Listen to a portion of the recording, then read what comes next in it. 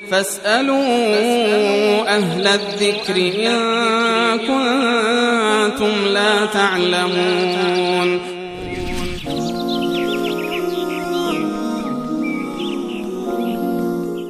بیننده ما سه شماره اخیرشون 907 سوال کردن که ایشون نماز نمیخوانن و از ته دل ناراحتند، منو راهنمایی کنید.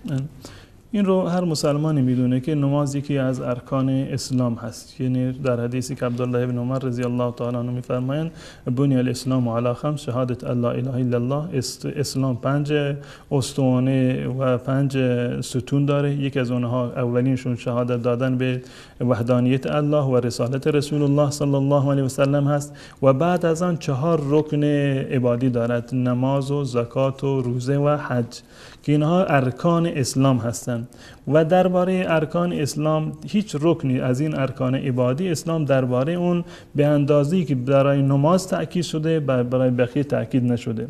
برای نماز در میان علما این بحث وجود داره که آیا کسی که نماز نخواند مسلمان هست یا کافر است، اما برای بقیه ارکان اسلام چنین بحثی وجود نداره. این نشانگر اهمیت فوق‌العاده نماز هست. نماز در زندگانی انسان در دنیا واقعا تاثیر بسیار زیادی رو دارد. شما نگاه بکنید از نظر ظاهری هم، از نظر به اصطلاح میزان جرم و جنایت و بزهکاری در میان نمازگزاران، اونهایی که ولو این که در روز یک بار نماز میخونند به هر صورت تا مقداری پایبند نماز هستند، میزان جرم و جنایت بسیار کمتر هست، زیرا که این الصلاة تنهی عن الفحشاء والمنکر.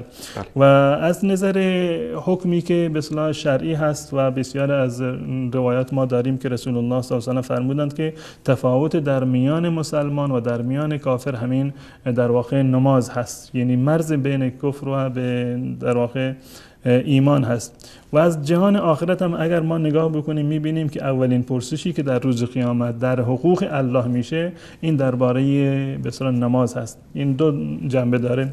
اولین سوالی و اولین قضاوتی که در روز قیامت خواهد شد درباره حقوق بندگان درباره خونه ها هست، درباره قتل ناحق هست.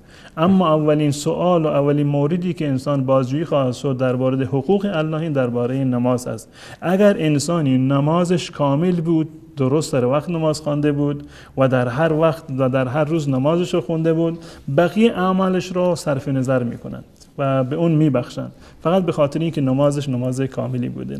این فقط کافی نیست که این بیننده عزیزمون گفتن من ناراحت هستم. این ناراحتی و این افسردگی که از به خاطر ترک نماز و به خاطر انجام این گناه بوده، این باید منجر بشود به این که این برادرمون یا خواهرمون توبه بکنن، دوباره پایبند نماز باشن، نماز خودشون رو سر وقت بخونن. فقط این ناراحتی که من ناراحت هستم، عذاب وجدان دارم، این به هیچ عنوان توجیه ترک نماز نیست، بلکه قطعا باید توبه بکنند و به نماز روی بیاورند، نماز خودشون رو سر وقت بخونند و نیازی هم نیست که سالهای قبلی که نماز نخوندند اون نمازها رو یک جا بخونند یا بر خودشون فشار بیارند. توبه بکنند، از گذشته خودشون پشیمان بشوند و از امروز به بعد سعی بکنند که نماز رو تا حد توان در سر وقت باید ادا بکنند.